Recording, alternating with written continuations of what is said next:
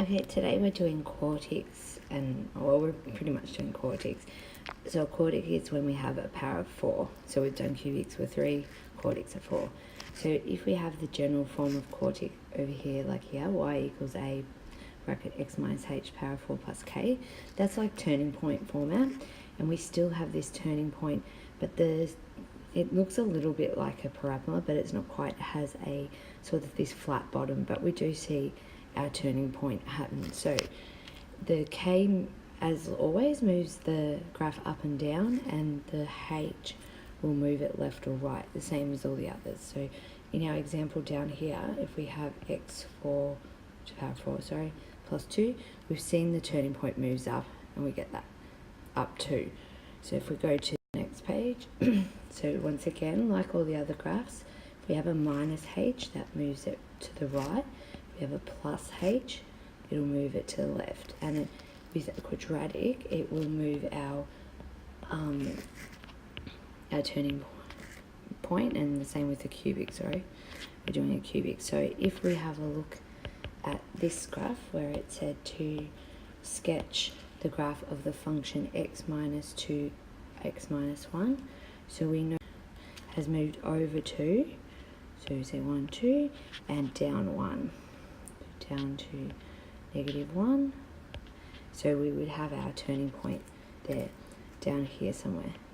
Okay, we should probably sketch, when we're sketching the graph, we try and find the intercepts, so identify the intercepts first. So let's do that. So the x-intercept is when y equals 0. So 0 equals x minus 2 power of 4 minus 1. Bring the 1 on the other side, x minus 2 power of 4. So do the 4, so cubic root of 1. So you're not going to get ones you can't do, so that's 1 x minus 2. That's without a calculator, I mean. So 1 plus 2 equals x. So we've got an x-intercept of 3. Now, be careful. This, when you do the cubic root, it's still like a square root. It's plus or minus. So I should have really had plus or minus 1 here. Plus or minus 1. So I've done one answer, and where I did 1 plus 2, the other answer will be minus 1 plus 2, which will be 1 equals x. So there's my actual 2 x-intercepts. So if you look over here, x-intercept, we've got x-intercept 3 and an x-intercept of 1. And if we look to the y-intercept, when x equals 0, we've got y equals 0 minus 2 power of 4 minus 1. So y, negative 2 to the power of 4 is 16 minus 1, so y equals 15. The y-intercept is 0, 15. Okay, so if I draw my cubic like that, and there's 15.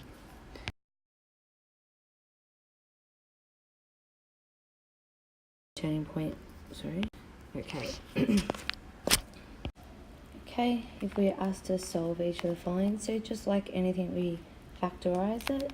So x is common here, so I get x cubed minus 8 equals 0. So already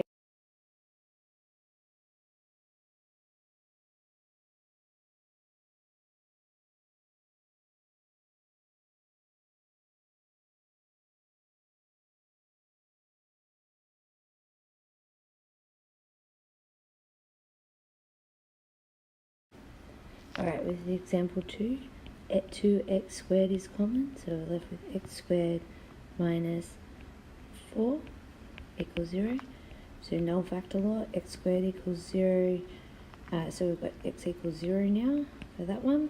And now we've got x squared minus 4 equals 0. So this is dots, difference of perfect squares, because 4 is 2 squared. So again, x minus 2, x plus 2 equals 0.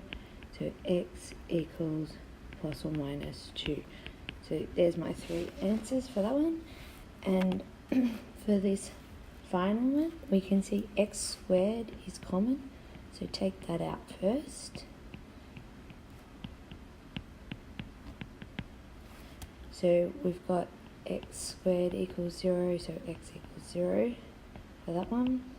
And here we've got a quadratic now in the brackets, so we'll think of factors. So it is 6 and 4, that will work. So we've got x minus 6, x plus 4 equals 0. So we get x equals 6 and x equals 4. Okay.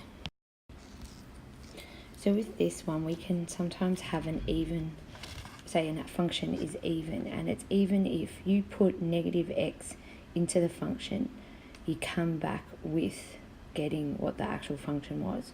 So have a look at this example when we had 5x to the power of 6 minus 3x squared.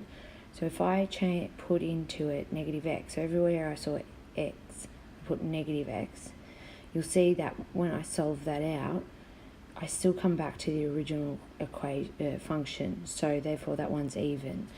Now if I do an odd one, if we put the negative x in, we'll see that the whole function became, like every term is the negative of the original. So we put in the negative x here, everywhere we saw x with the 7 and so there, and we see that we get negative 7x, which is the opposite to that.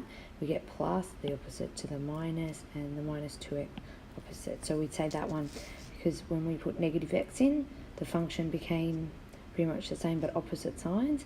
It's an odd function.